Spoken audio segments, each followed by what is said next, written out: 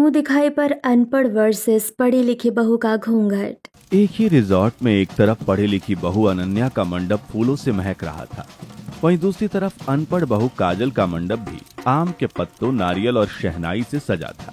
रस्में शुरू हो जाती हैं और पंडित जी ने अनन्या को हवन में आहुति देने को कहा। अनन्या चम्मच से हवन कुंड में हवन सामग्री डालने के लिए आगे झुकी थी।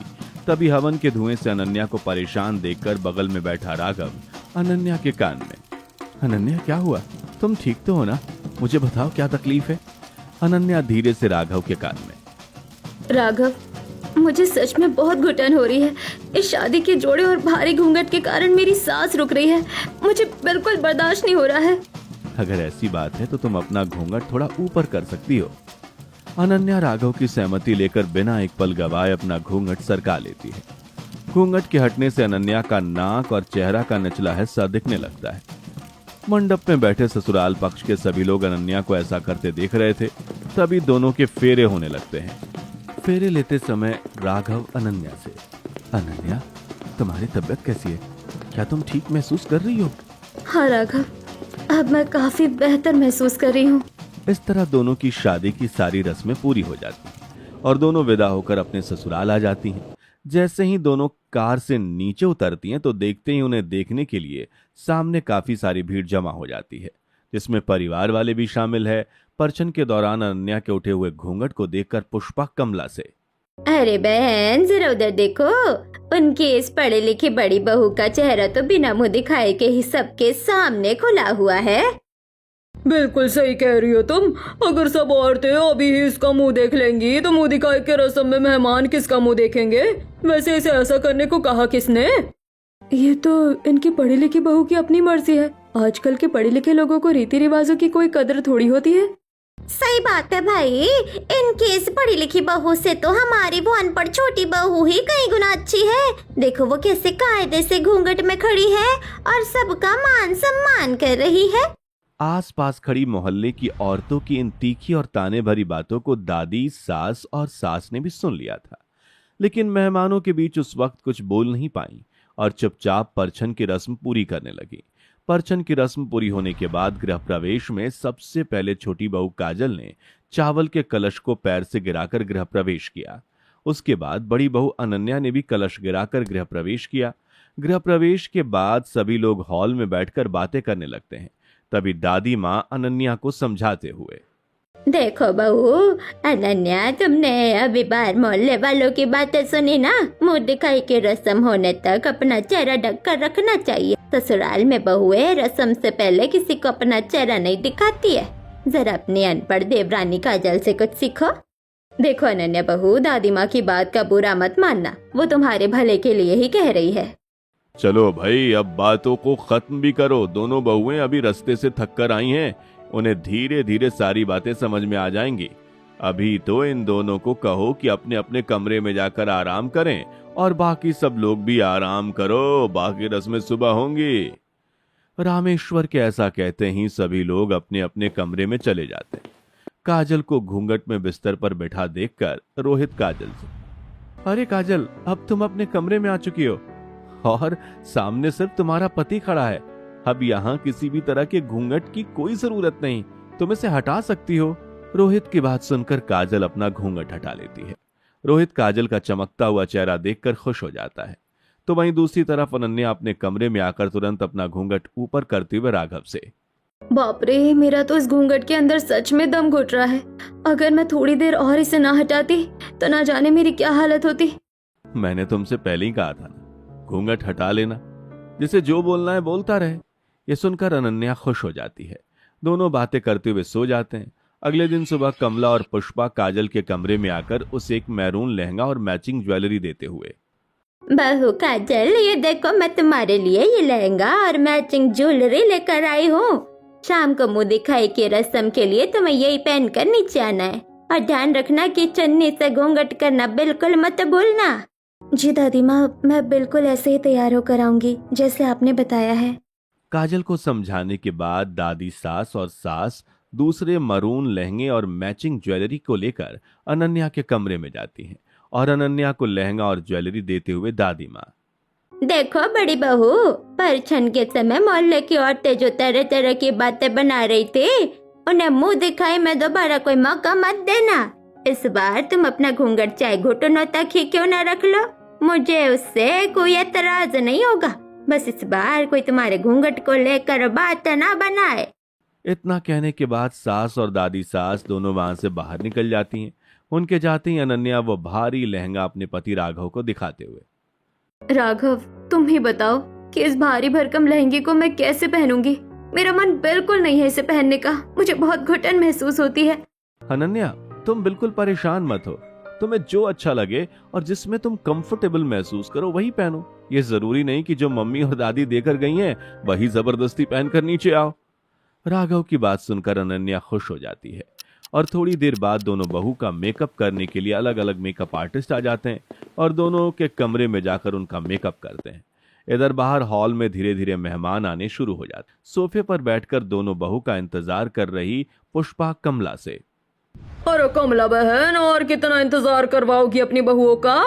हम सब यहाँ बैठे बैठे थक गए हैं, बहुओं को जल्दी बुलाओ, हम उनका मुंह देखने के लिए बेताब हो रहे हैं। थोड़ा सब्र करो, सब्र का फल मीठा होता है। मेरी बहुएं हैं, सज सब्र कर सामने आने में थोड़ा समय तो लगाएंगे। पड़ोसन बातें कर ही रही थी कि तभी सीढ़ियों से उतरती हुई काजल पर सभी मेहमानों की नजरें ठहर जाती हैं। काजल ने शाही मरून रेशमी लहंगा पहन रखा था और साथ में एक लंबा गुलाबी दुपट्टा घूंघट के रूप में ओढ़ा हुआ था।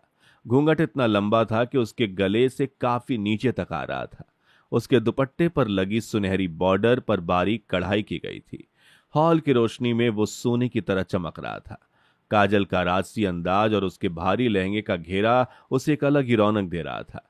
उसके द्वारा पहने गए सुनहरी और चौकोर झुमके ने उसकी सुंदरता में चार चांद लगा दिए थे। हॉल में मौजूद सभी औरतें उसे देखकर हैरान होकर बातें करते हुए, वाओ, देखो तो सही, मैरून लहंगे में बड़ी बहू कितनी चमक रही है, पूरा घर रोशनी से भर गया है। हाँ, इसका राजसी अंदाज तो बिल्कुल अलग ही लग रहा है। बिल्कुल सही कहा तुमने, इसका राजसी अंदाज और गहने तो देखो, सच में हमारे परिवार की शान बढ़ा रही है। काजल सभी को प्रणाम करके सोफे पर बैठ जाती है। तभी अनन्या भी सीढ़ियों से उतरते हुए दिखाई देती है।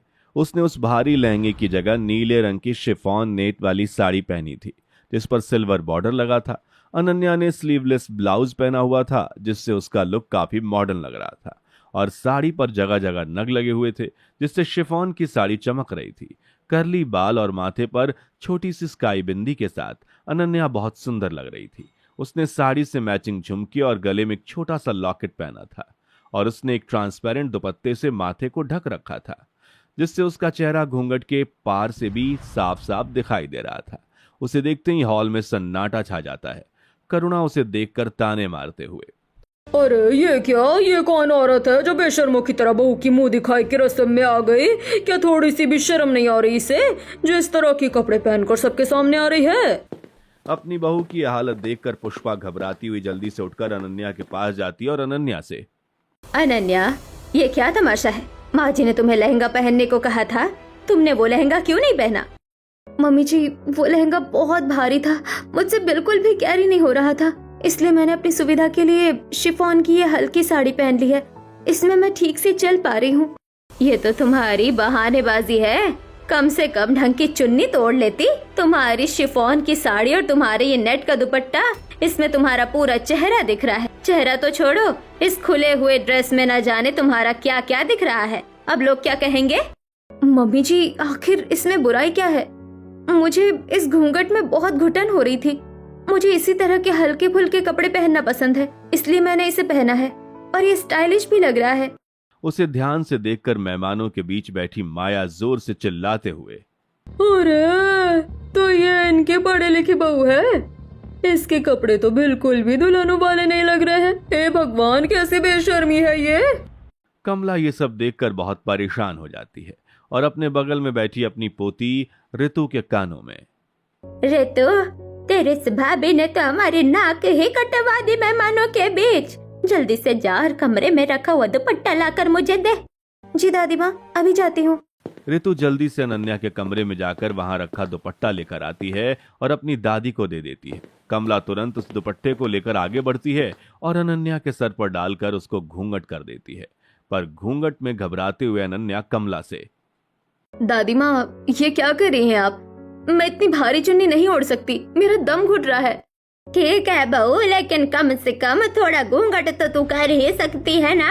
आखिर तेरी मुंह दिखाई की रस्म है, वरना लोग क्या कहेंगे। अनन्या दादी माँ की बात रखते हुए अपनी नाक तक घूंघट कर लेती है और वहां हॉल में बीच में लगे हुए सोफे पर आकर काजल के बगल में बैठ जाती है।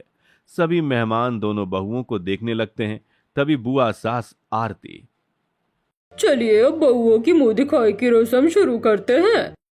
आरती के ऐसा कहने पर मोहल्ले की सविता ताई आगे बढ़ती हैं और सबसे पहले वह अनन्या का घूंघट उठाकर उसका चेहरा देखती हैं। ये देखकर माया अनन्या का मजाक उड़ाते हुए, अरे सविता ताई, बड़ी बहू का घूंघट उठाने की क्या जरूरत थी? वैसे ही सब कुछ दिख रहा है, फिर रस्म कैसी? माया की बात सुनकर हॉल में बैठे सभी लोग हंसने लगते हैं।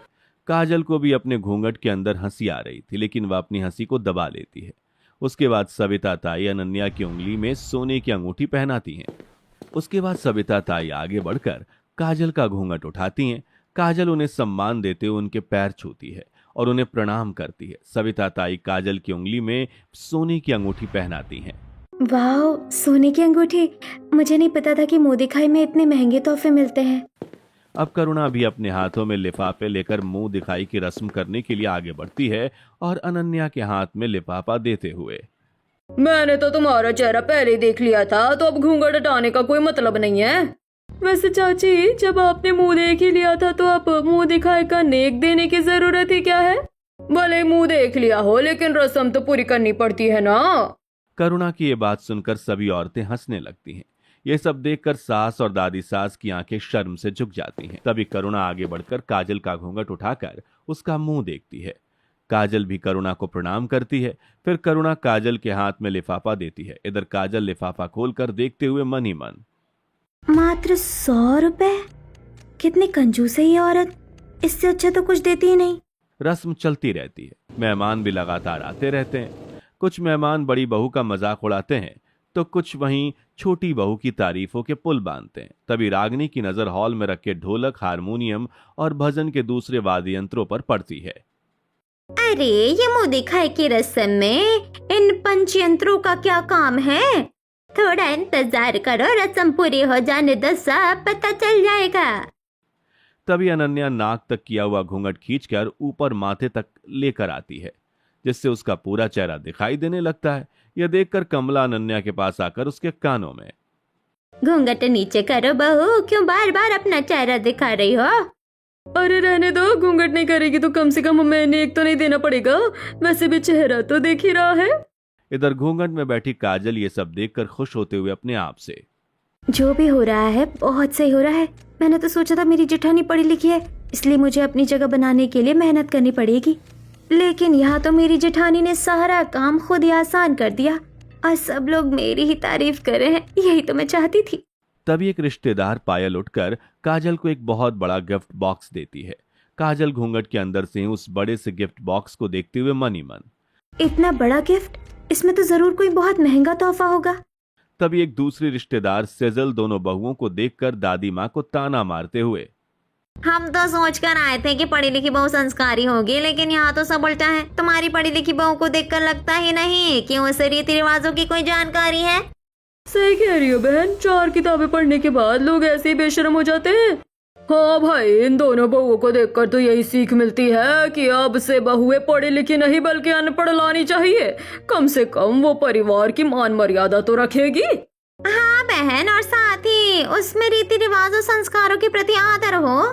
हॉल में बैठे सभी मेहमान दोनों बहुओं के बारे में बातें करने लगती हैं, जिससे सास और दादी सास दोनों शर्मिंदा हो जाती हैं। तब पुष्पा उठकर अनन्या के पास आती है और उससे कहती है, बहू, थोड़ी तो हमारी इज्जत रख ले। जब से आई है तब से सब मजाक ही बना रहे हैं हमारा। अनन्या पुष्पा की बात का कोई जवाब नहीं देती। सब लोग धीरे धीरे बातें करते हुए मुंह दिखाई की रस्म पूरी करने लगते हैं। कोई पढ़ी लिखी बहू के मॉडर्न लुक की बुराई कर रहा था तो कोई अनपढ़ बहू के संस्कारी लुक की तारीफ कर रहा था। मुंह दिखाई की रस्म खत्म होती है तभी सविता ताई कमला के पास आती हैं और कमला से कहती हैं, कमला बहन, मुझे माफ कर देना, मुझसे गलती हुई थी। अरे सविता ताई, ऐसा क्यों कह रही हो? आखिर ऐसी कौन सी गलती कर दी तुमने जो माफी मांग रही हो? जब तुमने मुझे बताया था कि तुम्हारी एक बहू पढ़ी लिखी है और एक अनपढ़, तो मैंने तुम्हें अनपढ़ बहू के लिए ताना मारा था। लेकिन आज जो मैंने देखा उसके लिए मुझे सचमुच शर्मिंदा होना पड़ रहा है। हमें क्या पता था कि तुम्हारी अनपढ़ बहू तुम्हारा मान रखेगी और तुम्हारी पढ़ी लिखी बहू सबके सामने नाक कटवा देगी। सविता ताई की ये बात सुनकर दादी सास कमला का खून खौल उठता है। हे भगवान, इस बड़ी बहू ने तो हमें मुंह दिखाने लायक नहीं छोड़ा है। लोग ना जाने उसके बारे में कैसी कैसी बातें कर रहे हैं। इससे तो अच्छी हमारी अनपढ़ बहू है कि कम से कम मेहमानों के सामने इज्जत तो रख ली उसने। सभी मेहमान अपनी अपनी जगह बैठकर आपस में बातें करने लगते हैं। थोड़ी देर बाद कमला कमरे के कोने में रखे माइक और म्यूजिकल इंस्ट्रूमेंट के पास जाकर माइक उठाती है और सभी को संबोधित करते हुए, आप सब लोग पूछ रही थी कि इस हॉल में ये ढोलक और मंजीरे क्यों रखे हैं, तो अब मैं आप सबको राज की बात बताती हूँ। मुझे लोकगीत सुनने का बहुत शौक है। मैं अक्सर सोशल मीडिया पर लोकगीत देखा करती थी। दादी सास ने विस्तार से बताते हुए अपनी पसंद का पूरा किस्सा सबके सामने खोल दिया। सच कहूँ तो मुझे मेरी इस अनपढ़ बहू के गाए हुए लोकगीत सोशल मीडिया पर सबसे ज्यादा पसंद आए थे। मैं चाहती थी कि मेरे घर जो भी बहू आए उसे पारंपरिक लोकगीत गाने का हुनर आता हो। फिर मैंने अपनी तरफ से छानबीन की और पता चला कि वो लड़की मेरे ही एक दूर के रिश्तेदार की पहचान वाली है। फिर क्या था, मैंने बिना देर किए बात आगे बढ़ाई और रिश्ता पक्का कर लिया। सच बात तो ये है कि शुरुआत में हमें थोड़ी झिझक जरूर हुई थी कि बहू अनपढ़ है तो समाज वाले क्या कहेंगे, लेकिन आज जो कुछ भी इस रस्म में हुआ है उससे हमारी आंखें पूरी तरह खुल गई है। हमने अनपढ़ बहू लाकर कोई गलती नहीं की, बल्कि गलती तब हुई जब हमने ये पढ़ी लिखी बहू अपने घर के लिए पसंद की। पुष्पा की ये बात सुनते ही हॉल में बैठी सभी औरतें आपस में फुसफुसाने लगती हैं। तभी रागनी कमला से, अगर ऐसी बात है तो फिर देर किस बात की है? जल्दी से अपनी अनपढ़ बहू को हारमोनियम थमा और कहो कि कोई बढ़िया सा लोकगीत सुनाए। रागनी के ऐसा कहते ही आरती ने ढोलक संभाल ली, सविता ने मंजीरा उठा लिया और बाकी औरतों ने भी एक एक इंस्ट्रूमेंट ले लिए। अनपढ़ बहू काजल ने मुस्कुराते हुए हारमोनियम अपने आगे रख लिया, तो वहीं दूसरी तरफ बड़ी बहू अनन्या अपना नाक का घूंघट खींचकर चुपचाप एक कोने में बैठ गई। काजल ने अपनी सुरीली आवाज में पारंपरिक लोकगीत गाना शुरू कर दिया। बन्ना रे बागों में झूला डाल्या, मारी बनी ने झूला डाल्या, गाना गेम गजरा। काजल की सुरीली आवाज और उसके सुरों की पक्केपन को देखकर हॉल में बैठी सभी महिलाएं मंत्रमुग्ध हो गईं और उसकी तारीफ के पुल बांधने लगीं। वाह बहू, सच कहती हूँ तुम्हारी अनपढ़ बहू में तो कला कूट कूट कर भरी है। इसे कहते हैं असली संस्कार। गीत गाते गाते कुछ ही देर में काजल का गला सूखने लगता है, लेकिन तब भी वो गाना गाना चालू रखती है। उधर दूसरी तरफ अनन्या को प्यास लगती है, तो वो अपने बगल में रखी हुई पानी की बोतल उठाती है और पानी पीने के लिए बोतल खोलकर मुंह से लगाती है। तभी उसका घूंघट पीछे सरक जाता है, जिसे देखकर आरती सभी लोगों से, अरे वाह, क्या समझ है। अगर पढ़ाई लिखाई करके इंसान अपने रीति रिवाजों और परंपराओं से ही कोसों दूर भागने लगे तो ऐसी शिक्षा से अच्छा तो अनपढ़ रहना ही 100 गुना बेहतर है। सही कह रही हो बहन। एक तरफ ये अनपढ़ बहू काजल है जो इतनी देर से लोकगीत गा रही है लेकिन उसका घूंघट ऊपर नहीं हुआ, और दूसरी तरफ ये पढ़ी लिखी बहू अनन्या जिससे 2 घंटे मुंह दिखाई की रस्म में घूंघट डालना भी इतना भारी काम लग रहा है कि बार बार अपना घूंघट ही हटा दे रही है। सभी औरतें आपस में बातें करती हैं और थोड़ी देर बाद मुंह दिखाई की रस्म खत्म हो जाती है। सभी औरतें अपने अपने घर की तरफ लौट जाती हैं। वापस लौटते समय करुणा सभी से, वैसे दोनों बहुओं में काफी अंतर है, लेकिन हमें क्या करना, उनके घर का मामला है, वही लोग निपटे। हम तो मुंह दिखाई की रस्म करने आए थे और मुंह दिखाई की रस्म करके जा रहे हैं। आगे वो लोग जाने और उनका काम। मेहमानों के जाने के बाद घर के पुरुष सदस्य हॉल में आ जाते हैं। पूरा परिवार अब आमने सामने था और माहौल में तनाव साफ झलक रहा था। तभी कमला गुस्सा होते हुए, बहुओं, हमने तो तुम दोनों के लिए एक जैसे ही मुंह दिखाई के तोहफे और जोड़े बनवाए थे, लेकिन बड़ी बहू अनन्या, तुमने इस रस्म में घूंघट ना करके जिस तरह हमारी सरेआम बेइज्जती करवाई है, मेरा तो मन ही नहीं कर रहा है कि मैं तुम्हें एक भी तोहफा दूं और सारा सामान छोटी बहू काजल को सौंप दूं। हाँ दादी माँ, दे दीजिए। मैं तो कब से इसी फिराक में बैठी हूँ, मुझे सारे तोहफे मिल जाए। रुको माँ जी, आप पूरी बात जाने बिना पढ़ी लिखी बहू पर क्यों बरस रही हो? आखिर बात क्या है, मुझे बताइए। दादी सास ने गुस्से में सारी बात ससुर रामेश्वर को बता दी। रामेश्वर सारी बातें सुनकर अनन्या पर गुस्सा होते हुए, बोलो बहू अनन्या, क्या सच है? तुमने ऐसा क्यों किया कि सब लोग तुम्हारी शिकायत कर रहे हैं? अनन्या ने अपना घूंघट थोड़ा ऊपर किया और नम आंखों से अपनी सफाई पेश करते हुए, पापा जी, मुझे घूंघट के अंदर सफोकेशन हो रही थी, इसलिए मैंने राघव से घूंघट हटाने की परमिशन ले ली थी। आप राघव से पूछ सकते हैं। अनन्या की बात सुनकर ससुर का गुस्सा शांत हो जाता है, लेकिन कमला अपनी बहू की बात सुनकर अपने पोते से, क्यों राघव, तुझे तो अपने घर के रीति रिवाज और संस्कारों के बारे में सब कुछ पता है, उसके बाद भी तूने अपनी पत्नी को घूंघट हटाने की परमिशन किससे पूछ के? क्या तुझे परिवार की इज्जत की कोई परवाह नहीं है? और क्या करता दादी माँ, अगर उसे घूंघट के अंदर दिक्कत हो रही थी तो मेरा फर्ज था कि उसे घूंघट हटाने के लिए कहूँ, और मैंने वही किया। मर्यादा और कंफर्ट जोन में रहकर अपनी रस्मों को निभाने में कोई बुराई नहीं। भैया, मैं भी पढ़ी लिखी हूँ, कॉलेज जाती हूँ, लेकिन इसका मतलब ये तो नहीं कि हम अपनी परंपराएं ही भूल जाए। छोटी भाभी को जरा देखो, उन्होंने भी तो घूंघट कर रखा है। मुंह दिखाई की रस्म में घूंघट ही सब कुछ होता है। अगर भाभी थोड़ी देर और घूंघट कर लेती तो कम से कम मेहमान इस तरह हमारा मजाक तो नहीं उड़ाते। बड़ी बहू, हमें तुमसे ऐसी उम्मीद नहीं थी। तुमने आज पूरे परिवार के सामने हमें नीचा दिखा दिया है। इसके बाद बिना कुछ कहे सुने सब लोग अपने अपने कमरे की तरफ उठकर चले जाते हैं। दोनों बहू के मुंह दिखाई के तोहफे भी उनके कमरों में पहुंचा दिए जाते हैं। ऐसे ही सारा दिन बीत जाता है और रात हो जाती है। रात के वक्त छोटी बहू काजल अपना लंबा घूंघट पीछे सरकाते हुए, वाह रे किस्मत, आज मुंह दिखाई की रस्म में मेरे इस लंबे घूंघट ने मुझे बचा लिया। सबकी नजरों में मैं ही संस्कारी और अच्छी बहू साबित हो गई हूँ। अब मुझे यहाँ किसी को कुछ भी साबित करने के लिए मेहनत नहीं करनी पड़ेगी और ना ही मुझे किसी के सामने दबकर रहना होगा। हाँ काजल, एक बात तो है, आज तुम्हारे घूंघट ने परिवार वालों का मान रख लिया और इस बात से सभी लोग बहुत ज्यादा खुश हैं। मैं भी खुश हूँ कि तुम्हें परिवार वालों ने बहुत इज्जत दी। वहीं दूसरी तरफ बड़ी बहू अनन्या सभी लोगों की बातों से बहुत दुखी थी। वह अपने कमरे में रोते हुए राघव से, आज जो कुछ भी हुआ मुझे उसका बहुत दुख है। मेरी वजह से परिवार वालों का सर नीचा हो गया और उन्हें अपमान सहना पड़ा, जबकि मैं ऐसा कभी नहीं चाहती थी। रो मत अनन्या, शांत हो जाओ। कोई समझे या ना समझे, लेकिन मैं अच्छी तरह जानता हूँ कि तुम्हारी तकलीफ क्या है। तुम इन बातों को दिल पर मत लो। राघव, मैं तो सिर्फ ये चाहती थी कि ससुराल के लोग मुझे मेरे गुणों से पहचाने, मेरे चरित्र और व्यवहार से आके, ना कि इस बात से कि मैंने सिर पर कितना लंबा घूंघट डाला हुआ है। लेकिन सबने मुझे मेरी पढ़ाई लिखाई के ही ताने दिए। क्या पढ़ा लिखा होना कोई गुनाह है? सब ठीक हो जाएगा, वक्त के साथ हर कोई तुम्हारी नेकी को समझ जाएगा।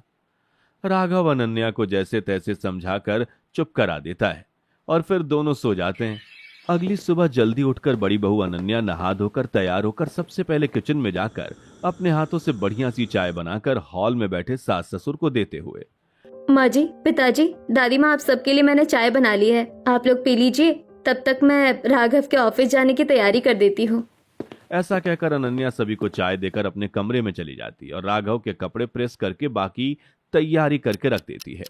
थोड़ी देर बाद राघव तैयार होकर ऑफिस के लिए निकल जाता है। तब अनन्या साड़ी पहनकर नाक तक घूंघट किए दादी सास के पास आकर, दादी माँ, चलिए मैं आपको मंदिर तक ले चलती हूँ। अनन्या साड़ी पहनकर अपनी दादी सास को मंदिर लेकर जाती है और फिर मंदिर से घर वापस लेकर आती है। घर आकर कमला देखती है कि काजल घूंघट डाले हुए अपने पति के साथ बिना कुछ पूछे कहीं जा रही थी। उसे देखकर कमला, अरे बहू, तुम्हारी शादी को अभी एक ही दिन हुआ है और तुम अपने पति के साथ कहीं जा रही हो? क्या तुमने किसी से पूछा? दादी माँ, आप कैसी बातें कर रही हैं? मुझे अपने पति के साथ कहीं जाने के लिए किसी से पूछने की जरूरत नहीं है। मैंने घूंघट डाला है ना, तो इतना ही काफी है। कमला काजल की बात सुनकर चुप हो जाती है और काजल अपने पति के साथ चली जाती है। ऐसे ही दिन बीत रहे थे, जहाँ एक तरफ अनन्या परिवार के सभी लोगों का ख्याल रखती है, सभी के काम समय पर करती है और दादी माँ को मंदिर ले जाती है, तो वहीं दूसरी तरफ काजल सिर्फ अपने कमरे में रहती है और अपने आप से मतलब रखती है। वो बिना पूछे कहीं पर भी चली जाती है। एक दिन जब कमला अनन्या के साथ मंदिर से आ रही थी, तब औरतों को अनन्या का घूंघट ना करते देखकर, फुसफुसाते हुए देखकर अनन्या से कहती है, बहू अनन्या, आगे से तुम मेरे साथ मंदिर मत आया करो। जब मोहल्ले के लोग तुम्हें इस तरह बिना घूंघट के देखते हैं तो वो बातें बनाते हैं। अनन्या को ये बात बुरी लगती है। दोनों चुपचाप घर लौट आती हैं। ऐसे ही कुछ दिन बीत जाते हैं। एक दिन दोपहर के वक्त काजल किचन से गर्म रोटियां निकाल कर लाती है और डाइनिंग टेबल पर बैठकर अकेले ही खाने लगती है। तभी वहां परिवार के सभी सदस्य आ जाते हैं और डाइनिंग टेबल पर बैठ जाते हैं। बैठते हुए पुष्पा काजल से, अरे बहू काजल, घर के बड़े बुजुर्गों का थोड़ा तो इंतजार कर लेती। इतनी भी क्या भूख लगी थी कि अकेले ही बैठकर खाना खाने लगी? अरे जाने भी दो पुष्पा, बहू को भूख लगी होगी तो उसने खा लिया, इसमें इतना गुस्सा होने वाली कौन सी बात है। तभी अनन्या खाना लेकर आ जाती है और सबके लिए खाना लगाती है। सभी लोग खाना खाने लगते हैं। खाना खाते हुए कमला, क्यों बहू अनन्या, तो हमारे मान सम्मान का ये नया नाटक क्यों कर रही है? मुंह दिखाई के वक्त जो ड्रामा तूने किया, क्या वो कम था जो अब ये सब कर रही है? दादी माँ, आप लोगों का मान सम्मान मेरे लिए बहुत मायने रखता है। बस बात हालात की है। मैं चाहकर भी मुंह दिखाई की रस्म में घूंघट नहीं कर पाई। मुझे उम्मीद है कि आप लोग मेरी इस मजबूरी को समझेंगे। अनन्या की बात पर कोई कुछ नहीं कहता और सभी लोग खाना खाकर अपने अपने कमरे में चले जाते हैं। ऐसे ही दिन बीत रहे थे। एक तरफ परिवार वाले अनन्या को बात बात पर ताने मारते और कोई भी उसे ठीक तरह से बात नहीं करता, तो वहीं दूसरी तरफ सभी लोग काजल की बड़ी बड़ी गलतियों को भी माफ कर देते और उसे कुछ नहीं कहते। एक दिन शाम के वक्त दादी सास जब मंदिर से घर लौटती हैं, तो रास्ते में मोहल्ले की कुछ महिलाएं उनसे बात करते हुए, माँ जी, हमें लगता है कि मुंह दिखाई के दिन हमसे बहुत बड़ी गलती हो गई थी। हमने आपकी दोनों बहुओं को सिर्फ उनके घूंघट के आधार पर परख लिया था। तुम लोग क्या कहना चाहती हो? साफ साफ कहो, मैं कुछ समझी नहीं। बात ये है माँ जी कि हम हफ्तों से देख रहे हैं कि आपके साथ हमेशा आपकी पढ़ी लिखी बड़ी बहू अनन्या ही नजर आती है। वो आपकी हर बात मानती है, जबकि आपकी वो अनपढ़ बहू काजल तो कभी भी बिना पूछे कहीं भी निकल जाती है। वो घर के बड़ों की कोई इज्जत भी नहीं करती है। हमने उस दिन घूंघट देखकर गलत फैसला कर लिया था।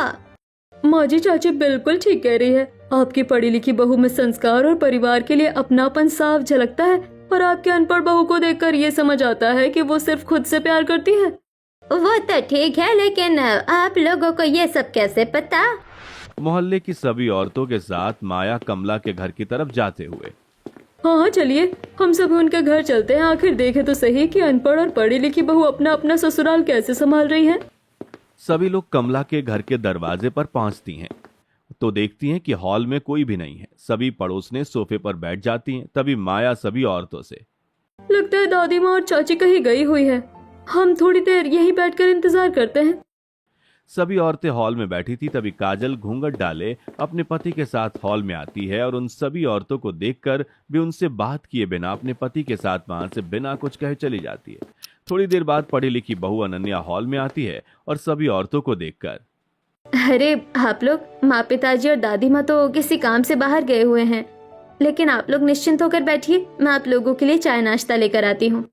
उसके बाद अनन्या रसोई में जाकर चाय और पकौड़े बनाकर सभी लोगों को लाकर खिलाती है और बड़े प्यार से उनके साथ बैठकर बातें करती है।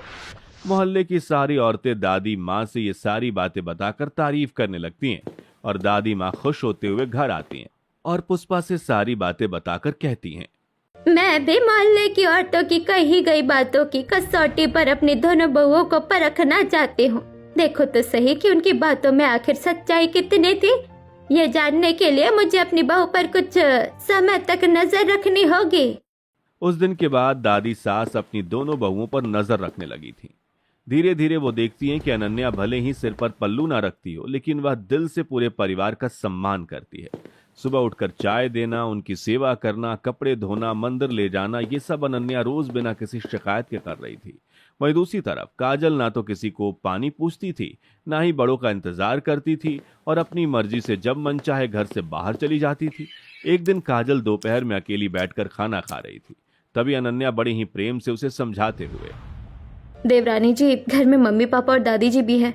कम से कम उनके बैठने का या उनके आने का थोड़ा इंतजार कर लिया करो, फिर सब मिलकर साथ में खाना खाएंगे। अरे जेठानी जी, मुझ पर अपने इस पढ़े लिखे होने का रोब मत झाड़िए। सब अच्छी तरह जानते हैं कि किस में कितने संस्कार है। मुझे आपसे ये सब सीखने की कोई जरूरत नहीं है। मैं तुम्हें कोई ज्ञान नहीं दे रही हूँ, बस परिवार के नियमों और छोटों बड़ों के सम्मान की बात कह रही हूँ। वाह रे वाह, जिस औरत ने मुंह दिखाई की रस्म में घूंघट न करके पूरे मोहल्ले के सामने परिवार की नाक कटवा दी हो, आज वो मुझे संस्कार सिखाएगी। हद है। काजल की ऊंची आवाज सुनकर घर के बाकी सदस्य तुरंत दौड़कर हॉल में आ जाते। अरे अरे, क्या शोर मचा रखा है तुम दोनों ने यहाँ? क्यों चिल्ला रही हो काजल? मम्मी जी देखिए ना, ये पढ़ी लिखी जेठानी मुझे जबरदस्ती ज्ञान दे रही है और ताने मार रही है कि मुझे कैसे रहना चाहिए, जबकि आप सब जानते हैं कि मुंह दिखाई के दिन आखिर हुआ क्या था। रुक जाओ काजल, मुंह दिखाई के दिन जो कुछ भी हुआ था उसकी वजह से हम सब बड़ी बहू से नाराज थे, लेकिन उसके बाद मैं अपनी आंखों से देख रही हूँ कि इस मामले में तुम बिल्कुल गलत हो और बड़ी बहू बिल्कुल सही कह रही है। बेटा अनन्या, हमें माफ कर देना। मुंह दिखाई के वक्त हमें लगा था कि काजल ने लंबा घूंघट करके हमारा मान सम्मान रखा है, लेकिन अब हमें समझ आ गया कि वो सिर्फ एक ढोंग था और तेरा घूंघट ना करना कोई बदतमीजी नहीं बल्कि तेरी मजबूरी और तेरी सादगी थी। सच बता बहू, उस दिन तूने ऐसा क्यों किया था? दादी सास के इस प्यार भरे और अपनेपन वाले सवाल को सुनकर अनन्या की आंख भर आई। उसने हाथ जोड़कर सब कुछ सच सच बता दिया। पापा जी, मुझे बचपन से अस्थमा की बीमारी है। ये बात मैंने शादी से पहले राघव को भी बता दी थी। इसी वजह से मंडप में भी मुझे घुटन होने पर घूंघट हटाना पड़ा था। गृह प्रवेश के वक्त भी यही हाल था और आज भी मैं सांस की तकलीफ की वजह से घूंघट नहीं संभाल पा रही थी। और दादी माँ, सच कहूँ तो लोकगीत मैं भी जानती थी, लेकिन अपने ससुराल वालों और इतने सारे लोगों को सामने बैठा देख मैं डर की वजह से आगे नहीं बढ़ पाई। बस बेटा, अब और कुछ मत कहो, हम समझ गए हैं कि दिखावे का घूंघट और दिल के साफ होने में क्या अंतर होता है। आज से हमारे घर में किसी के साथ कोई भेदभाव नहीं होगा।